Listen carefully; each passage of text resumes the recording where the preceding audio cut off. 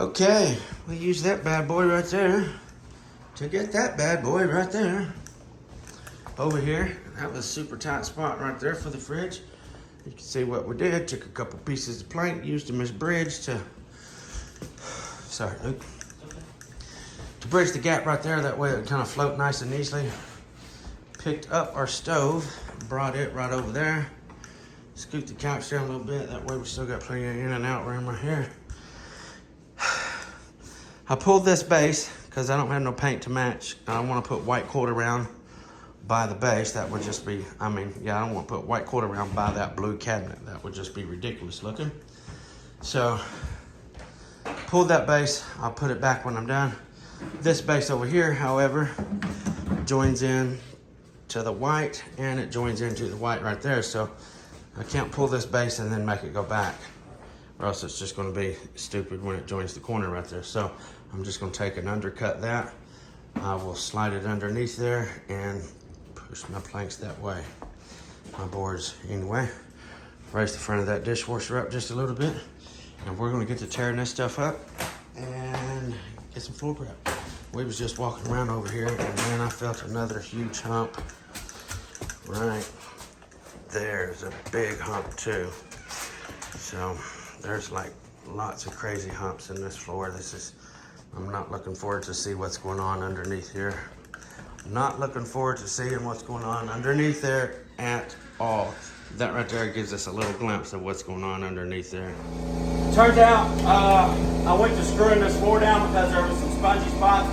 Turns out, I got over to the edge and saying, hey, this is 1/4 inch chipboard here, so we are tearing it up with the underlayment gun again. And it is not, excuse me, it is not over a hardwood this time. So this looks like a Vantech here with the 1/4 inch chipboard on top right there. Oakley dokley, we now have everything prepped out. We're fixing to start installing some wood here. There was a really significant hump right there. I believe I got everything really nice. You can't feel nothing. So that's what I'm gonna go by. This is an old house, just been revamped. So you can see here, there's just low spots like that where the sander, it goes down, up, down, where the sander just kind of skeets over those spots like that where they're so wavy. That just kind of gives you an idea how rough this floor is. But I sanded this hump really good here all the way over to about here, so that I just didn't transfer the hump over to, when I sand this down, I didn't leave it right here. I sanded it and then faded the sand out to about right here. So helps everything just kind of like gradually flow. Right over here, I'm going to have to put some felt paper down. This section right there is a little lower than this, maybe not quite a, I don't know, maybe an 1/8 or something like that. I don't know. It's not much, but I'll do what I got to do to bring that up level. Maybe taper it back that way. Everywhere else down through here feels nice. Ain't no other. I mean, it's gradual. It's like a gradual slope. You can feel everything going downhill that way. So we'll see what it looks like when we get there. This right here actually sanded up okay, and I am glad that this is only a 1/4 inch plywood, because now my staples will actually go through this and sink into the other subfloor that's underneath this. So I was really glad about that, because this stuff right here, it just ain't much pumpkin, I tell you what. Same old right back here. We're gonna have to, I'm gonna put some felt paper down right here, like a big one, smaller, however it takes to even out this hump right here. Like I said, there's only so much you can do before you start destroying your underlayment right there. So got to stop at some point before it just starts splintering up. And that might seem a little hackish, putting felt paper down there, but that is actually what's recommended. It's actually a good way to go. So it's not hackish. If you ever need to do that, taper something out like that, put a big piece, a smaller piece, a smaller piece, and a smaller piece, just to kind of level out that little hump a little bit. Again, you can see the streaks in the floor where the sander didn't quite get, where there's low spots. This floor is incredibly rough. Stapled the entire floor down once again in here. Fixing the, I got some spline. The carpet store had some spline, but it's too fat, so I'm gonna have to rip it down. Rip it down here to fit in here. So I'm fixing to go out there and get a drink and put that spline on my table saw and cut it up, make it fit, and then we'll get on with the install. Cock-a-doodle-doo. Cock-a-doodle-doo. Okay, so we got a paper down, and this is what I was talking about a while ago. I got one big piece, check it out right here. So one big piece, a smaller piece, a smaller piece, and a smaller piece. All of them have different edges. No two edges are the same. That way it kind of just gradual. This part right here that needed it was actually 4 felt papers thick. And then it's just going to allow this to taper on down to nothing. I'll fold this paper over it.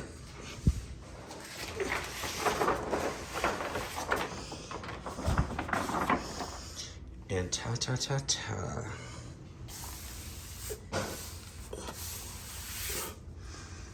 That's going to be beautimous. Beautimous.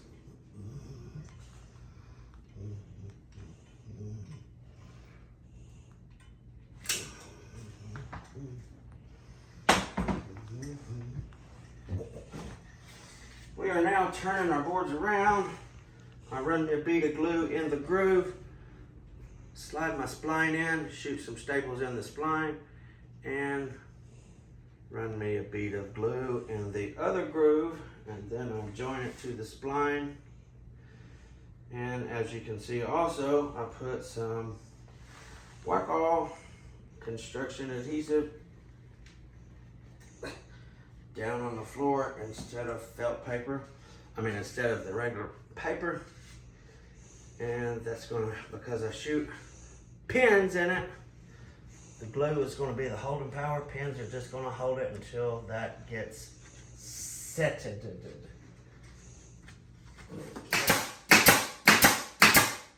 Rolling. So I mentioned a while ago about having some felt paper there. Well, I put again, that ridge all the way down through there. It didn't feel that significant at first. Then when I actually put the wood down, I could feel the little hump right there. So I took a piece of the felt paper there, and I took one strip about probably a half, and then I took the half and cut it in. I cut,